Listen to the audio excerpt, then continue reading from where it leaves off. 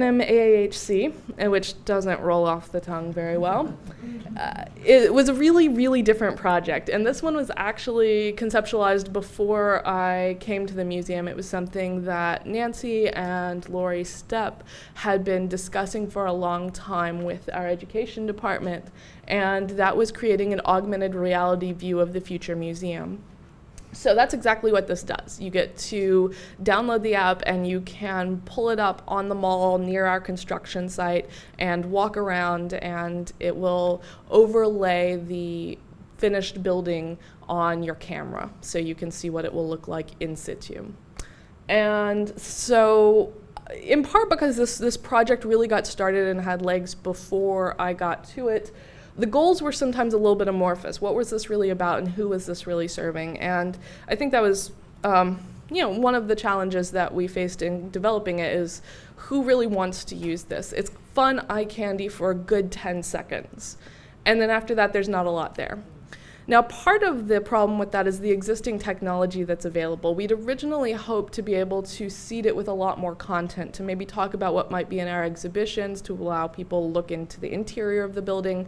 But as we learned, and this is something that is going to happen when you work with really cutting-edge technology, it's just not possible yet. The processors on our smartphones are not fast enough.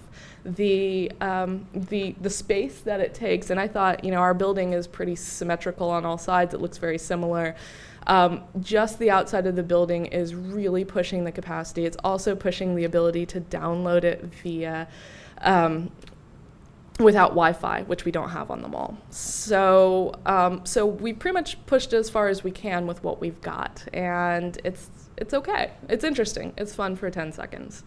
Our development team might get more use out of it, but the fact is, like, if you're there, you have to sort of walk around and wiggle to use it, and there is an opportunity within the app, if you're not on site, to see not a video, but to see it transposed just in front of you as if you were standing on the mall from major points of view. So you can pull that up, but again, you're sort of looking at it as if you're within a bubble. So you get to turn around and be like, oh, look at it up there. And our lovely development team and their pearls and heels, it feels awkward and uncomfortable doing that and showing that to potential donors. So it's not being used as much as a development tool. And so that kind of leaves the question of what is it for? And it can just be for a proof of concept, hopefully, as a chance to let our colleagues see what's working, what's not with this, and think about it for the future. But that future is going to be years down the road before it really has the capacity to have these more crucial, critical learning moments in it. As with the other projects, contracting process took 11 months on this one. It took the developers 3 weeks to develop it. So that's the other piece of it. Initially, when we thought about this, we thought this will be a quick, fairly inexpensive proof of concept project. We'll knock it out. We'll see what works. We'll see what doesn't. We'll see if there's a next iteration we want to do or not. My learning coming away from that is that the Smithsonian does not do iterative projects. It does not do short-term, simple things. This took hours and months and weeks of time to get this through contracting, and I wish I'd spent that time working on a project that was more robust. Another thing that's very different in the way I've worked in the past to how I've worked here, but a lesson I've taken away from it. Similar problems with publicity.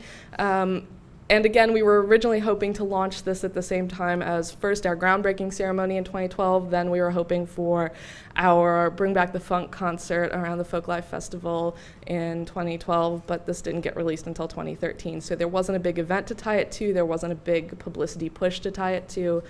This app has gotten about 800 downloads across all platforms, so it's not incredibly popular. And the technology limits that too, so we have a welcome center on our visitor site, and it would be the perfect place, we thought, to have brochures and information about it. But it turns out that, of course, you're inside, so that messes up your GPS signal, so if people use the app within the welcome center trailer, they don't get a very good experience, so we don't want to promote it in there.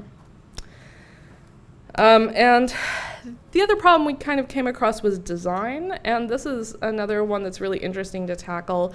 The contractors that we worked with were incredibly wonderful folks, and they knew the augmented reality technology inside and out, and worked with us through this 11-month contracting process.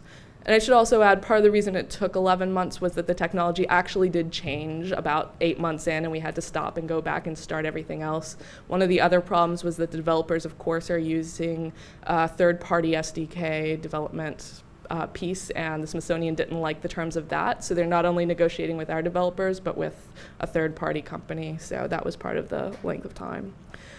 But back to design, these incredible technologists maybe aren't the greatest designers. And we kind of went back and forth. This is the main screen. We didn't really like this. We said, hey, can you do it better? And they said, we'll do anything you tell us to, but tell us exactly what to do. And we're not designers either, as you can tell by my PowerPoint presentation. So that was another challenge probably of going with really cutting edge technology. There just weren't that many firms doing this, and we got 2 bids back after sending out about at least 13 requests. And of the 2 bids, this one was by far the most advantageous, but it turns out that the company isn't really in the business of developing kind of complete app design work as well. So, you know, it's fun. Maybe this is something we can think about for the future. It was a great experience, and I hope you all download it to get our numbers up to like 830 or something. We would all really like that. And this is a picture from the actual app itself. Who were the clients? Who was the company that you had? The company for this was Second Sight, and again, they've just been amazing to work with in so many ways, except for that one. Thank you very much.